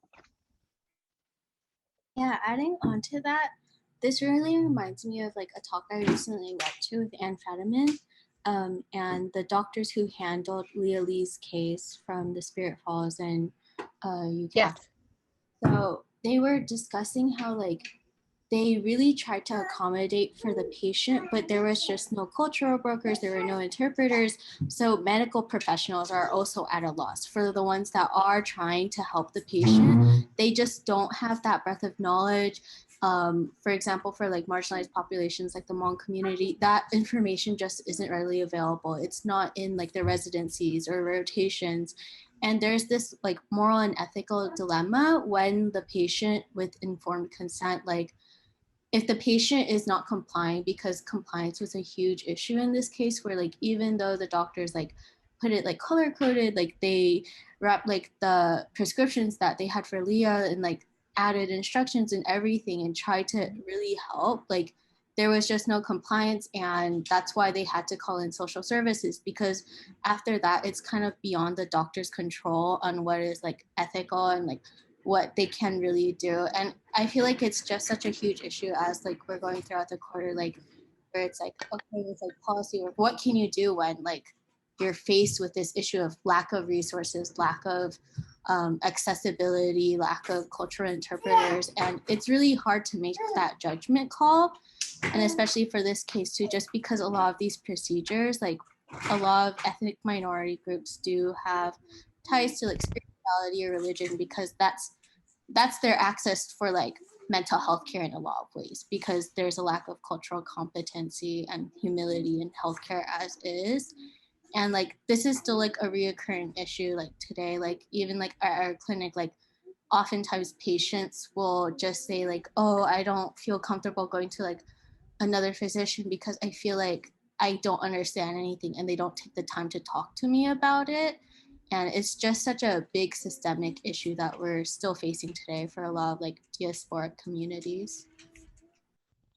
I think you're totally right. And I love that you just referenced The Spirit Catches You, because I just finished teaching that with my history of medicine students. And we had a big debate within one of our discussion sections about whether or not the doctors take her away. Actually, they call in social services and they have this young girl who's like 4 who's having these massive epileptic seizures. They have her taken away from her family, and she gets noticeably worse. And even the woman who fosters her is like, this is terrible, like she needs to go back with her family.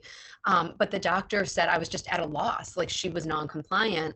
But as the author points out, it's really hard when she's taking, you have to give this child medicine multiple times a day, and the medicine, the directions are written in English, and the family doesn't speak English well. They certainly don't read English.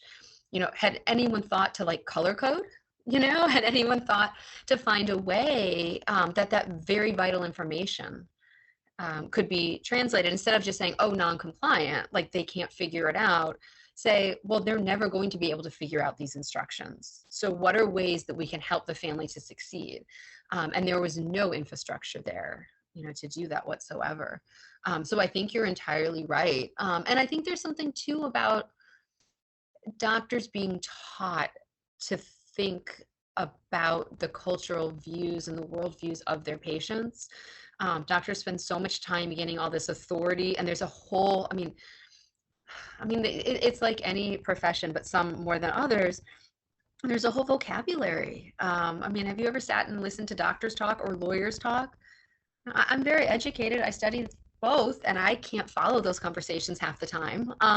There's this whole way, it's very, it separates a lot. It's this way that we code authority and power, and we don't always think about how that translates. A lot of times doctors are taught you have this authority, that you translate these really hard, difficult things into a way that patients can follow. But if we're not thinking about them in culturally specific ways, then doctors aren't always doing their jobs particularly well. And so some of it, I think, goes back to medical school and the training that they get through that, and through bioethics, and who's teaching that too. Is it another doctor, or is it a historian? I have several friends who teach in medical schools, and the bioethicists and political scientists and sociologists, and, folks who are a lot of times the liberal arts can say, let's think just in a different way for a minute, and maybe we'll start moving somewhere. Yeah, and adding on to that, at the talk too, the physicians there, the ones that actually directly worked with Leah's and the Lees, they said that they literally had to go to like the library at UC Merced and like, or not the local library near the hospital. Look up the Hmong family, like Hmong communities, like just look up family dynamics and with spirituality. And even then, there were so limited readings on the populations. And like you see, like with this case, this was a case of like not the doctors completely ignoring them, not alienating themselves from them. It was just really like a loss of like, these were really reputable doctors who have been like very successful and have administered high quality of care, but it was really an issue with the system and the lack of enforcement of policies for inclusiveness.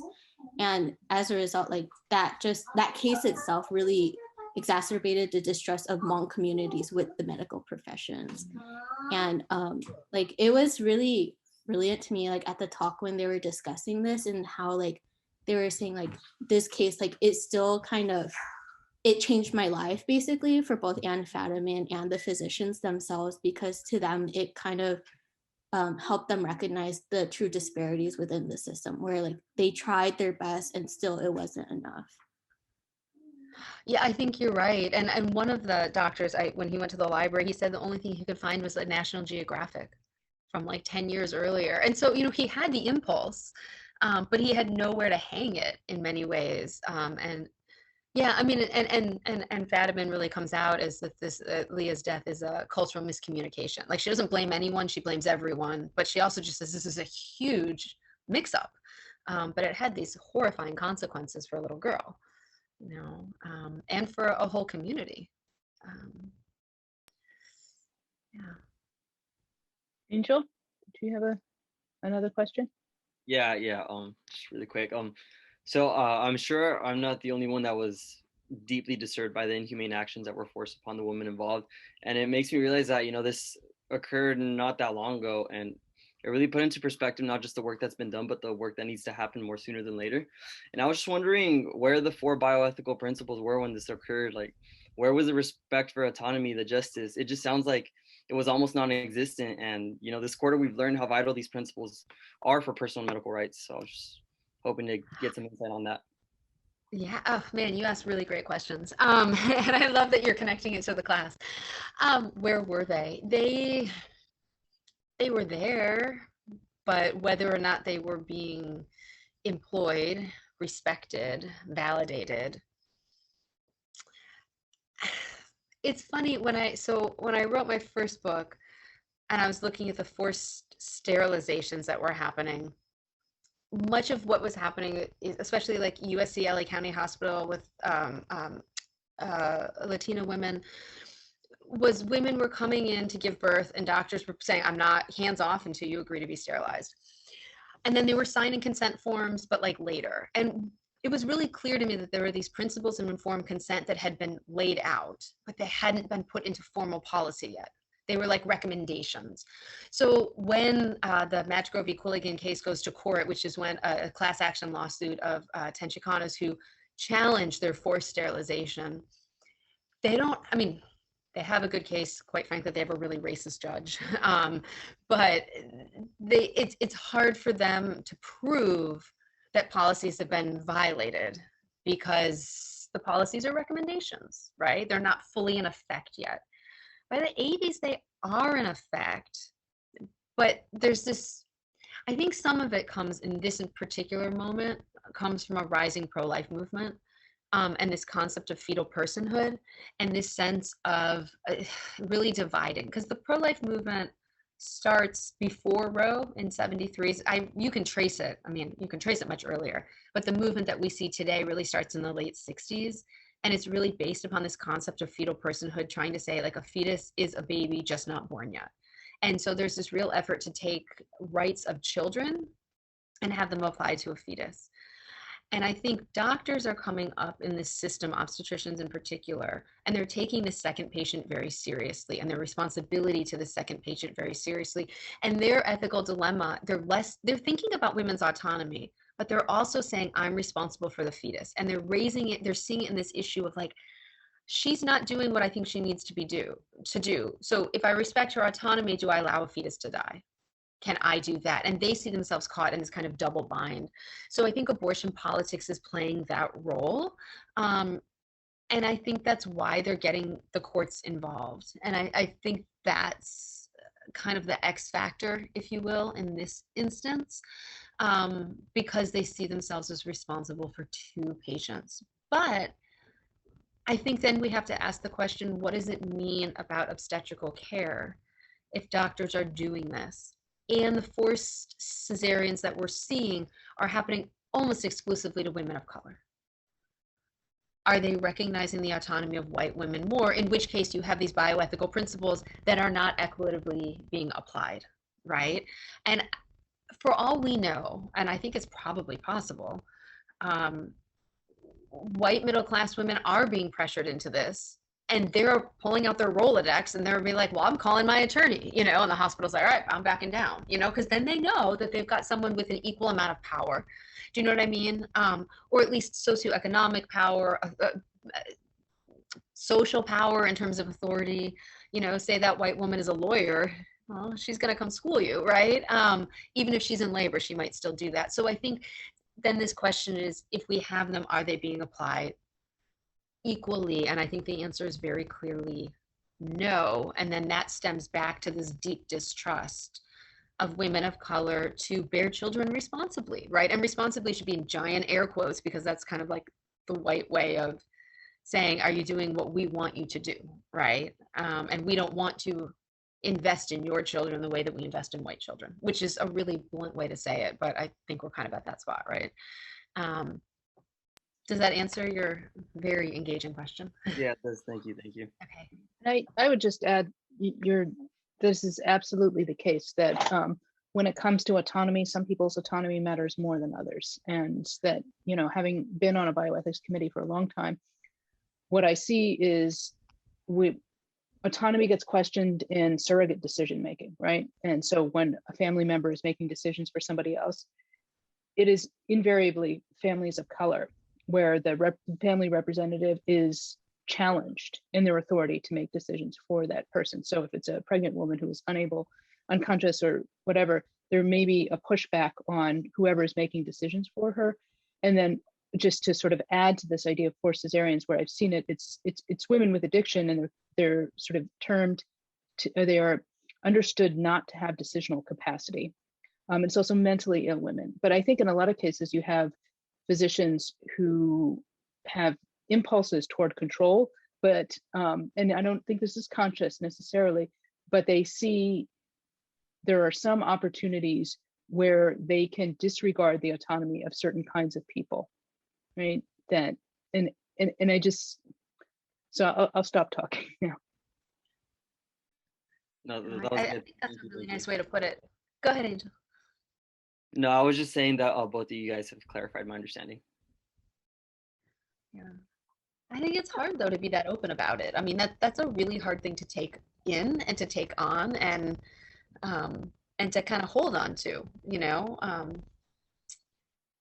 I don't know how to ease it anymore, but I think it's also important to acknowledge and to see it still play out. I have a question about the relationship between forced cesarean sections and the other forms of reproductive abuse that you talked about. So you give this long timeline going back 150 years, and these are episodes that we've been talking about in classes. So it's great to be able to put this to put your talk into that timeline. But with the other episodes of reproductive abuse that you mentioned, it's very clear whose interest the abuse serves, right? It's slaveholders or pharmaceutical developers. In the case of forced cesareans, I feel like that interest is not quite so clear. Do you have a sense of whose interest is being served by these surgeries? Well, I think those who support them would argue it's the fetus. And I think this is the thing. I mean, I feel like this is where it is abortion politics, but it's so much more. Do you know what I mean? But I think this is where abortion politics intersects with reproductive justice in the 1980s, because once abortion politics are really at the center, the fetus almost becomes, I mean, for many people, the fetus is a person, and there are these pushes, I guess, to back it up for a second. Within the pro-life community, there's a huge effort starting in the 60s to have the 14th Amendment applied to fetuses. And we see this in the Roe decision, and we see that Blackmun shuts it down quickly, actually. But there's this effort to have citizenship rights granted to a fetus. And if you can grant those rights to a fetus, then you can take a fetus and a woman and say they're equal. And then it becomes a challenge, right? A true equal challenge. But in order to get to that citizenship place, you have to establish personhood first. So I like to think about it in like 19th century terms. Think about the citizenship rights of Black people, where they were literally 3/5 of a person. And then we get to the Dred Scott decision, and the Dred Scott decision says an individual can be a person under the law, but if you are Black, enslaved, or free, you may never be a citizen. So you could be a free Black person, but you will be solely because of your race, you can't actually be an American. And that's challenged later on, American citizenship. It's challenged later on, but I think it for me, it tracks this person to citizen. And once we get to the 80s, there are huge efforts underway to recognize the fetus as a person. And so you see it not just like in the medical literature, it's a patient, but you see in the pro-life community, the movie The Silent Scream comes out. I skipped over it, I had an image on it.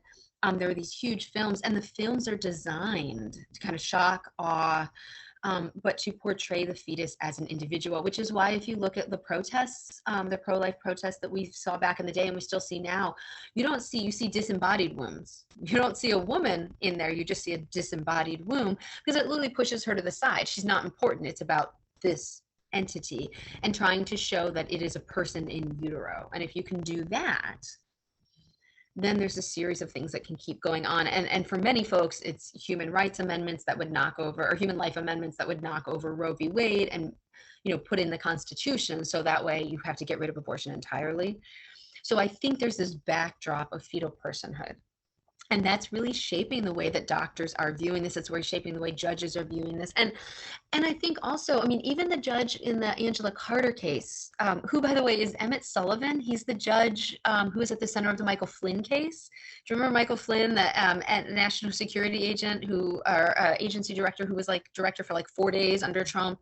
And then they try to get his case pushed out. And then the judge is like, no, come back. And he challenges him. He gets his own attorney. That's Angela Carter's, that's the attorney there. And he's one of the few Black judges.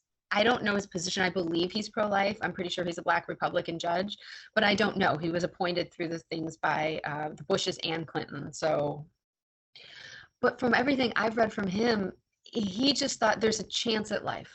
And if there's a chance and the mother's gonna die, then that's the right calculus.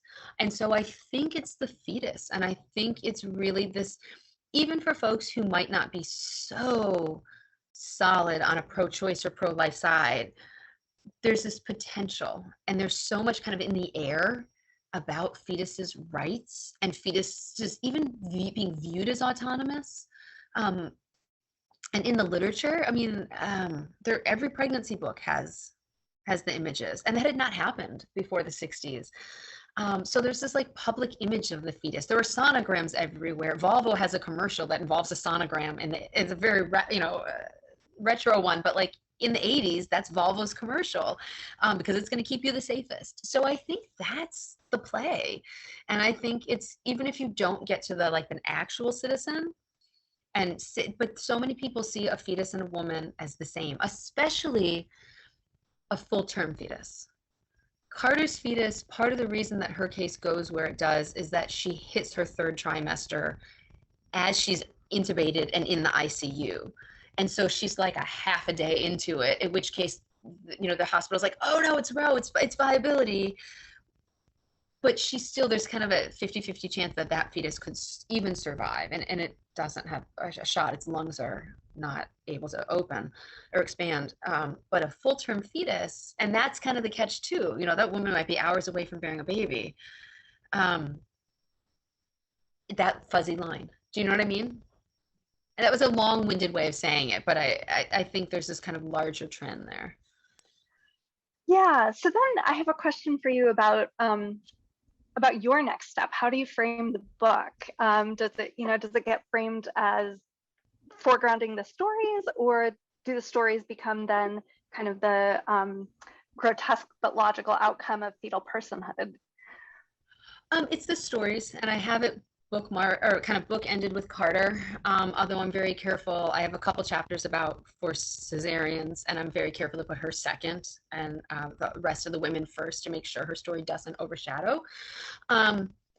So the book, I try very hard to use stories to bring the humanity of everyone involved. And that's really my experience teaching abortion politics in class, which can be really divisive, but I find that if we stop using all of those phrases, you know, pro-choice, pro-life, baby, you know, I mean, you have to refer to it as something, but if we get rid of the political language, I think it's much easier to hear the stories. And so the book is framed with, there's a story that starts every chapter, and the beginning of the chapter, Angela Carter starts at the beginning. In fact, the first line of the book is Angela Carter haunts me. And so I throw myself right in at the beginning.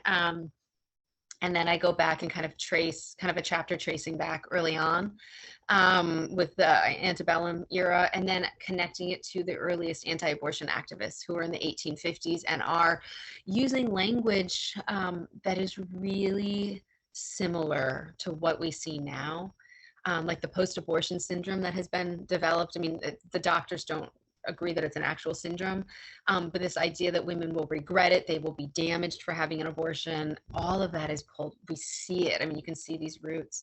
And so then I trace it. And then one of the last chapters, I look at women who are in comas and forced to stay alive because of a fetus that they're carrying. And so I contrast a story from 1985, a Black woman in the Bay Area, with a woman from Texas in 2015. Who, because of a state law that says a woman's advance directives, Texas has laws, 25 states have laws that say if you are pregnant, your advance directive doesn't hold any weight. And so it's kind of that subtle pro-life politics coming up at the state level. So I try to foreground the people and make it so it's not, I don't want to turn anyone off, and I don't want to be dogmatic about it. You know, you can't really be agnostic about this stuff either, but I try to make it to bring the stories up as much as possible and let the readers, I have my own interpretation, but the readers are certainly welcome to make their own as well. It's a fine line, but yeah, I can't wait to read it. Yeah. And it looks like Janine has another question. I just wanted to note something that was like really, I guess, struck out to me. Is that like with a lot of cases with the pro-life movement and like with, for example, religious organizations, because my family is really religious, I know that they always emphasize like, since you value an unborn fetus's life the same as the mother's, oftentimes the mother gets antagonized for wanting like self-preservation. And in cases where they do end up having the baby, like there's always like an issue of like how women after giving birth, they don't see a physician. And in a lot of cases, like where women who are unwilling or like are hesitant about having their baby and end up not going through their abortion, there's the issue and risk of postpartum depression, which is still really like not accounted for. It's not really seen as a priority as like getting the baby delivered and making sure like the mom is like physically safe. And I guess that's like an issue that like worries me a lot, because whenever I think about like these dominant discourses, there's never really an emphasis of like, oh, like if you ban abortions, that doesn't mean abortions stop happening. It means that safe abortions stop happening.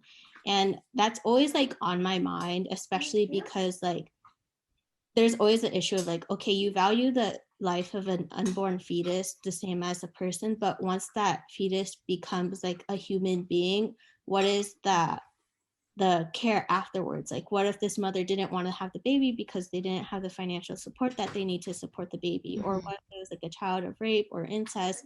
And it's these things that kind of like make me grapple with a lot of these, again, discussions surrounding reproductive justice and reproductive rights in relation to religion, because like I see both sides.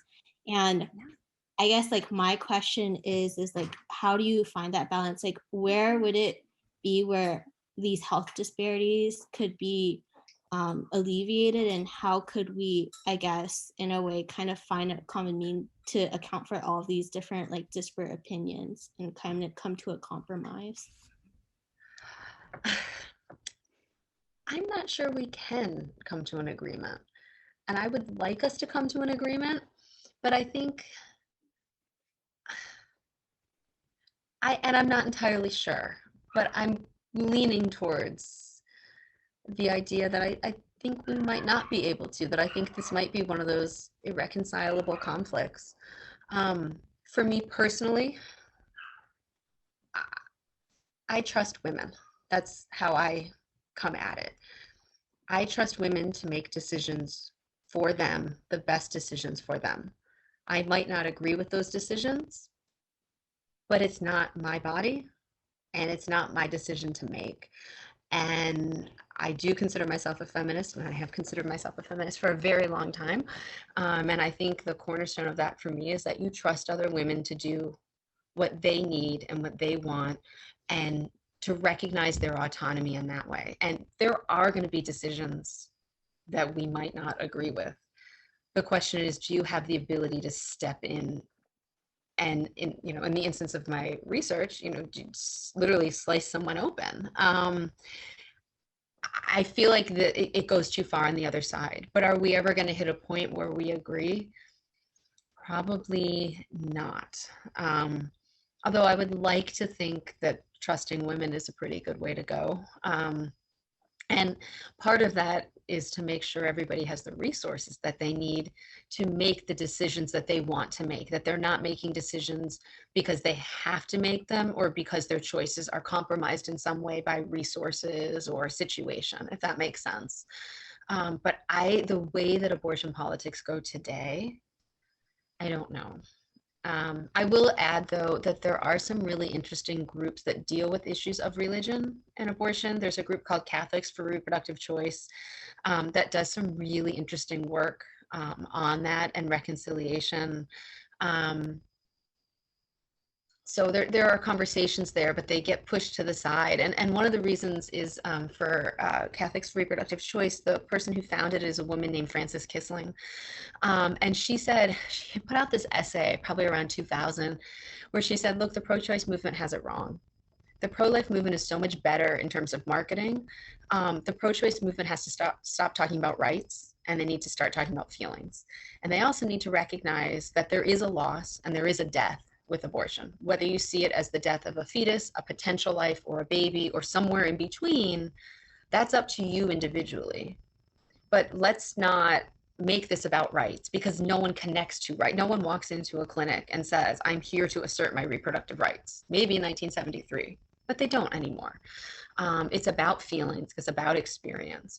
And so the language I think that's being used to discuss abortion politics is in many ways interfering with our ability to have conversations.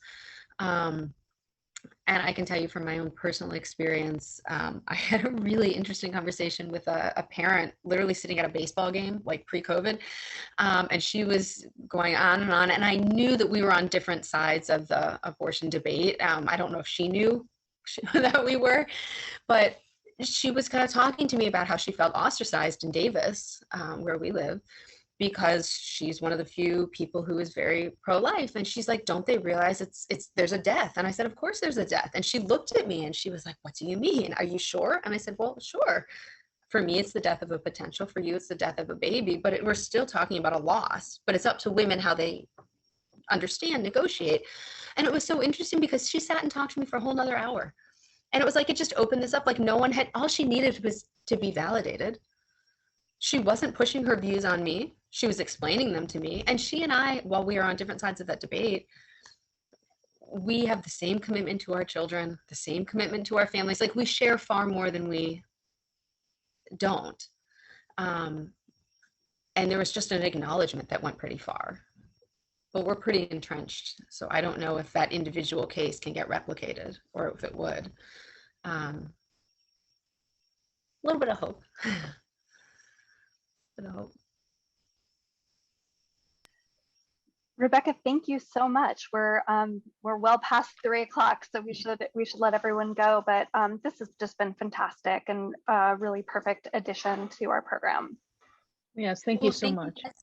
Oh my gosh, thank you guys so much for having me and for the wonderful questions. It was really a pleasure to come and talk to you and have you poke at me a little bit. And I just really appreciated it. And let me just also say, these things can be really awkward. This was not.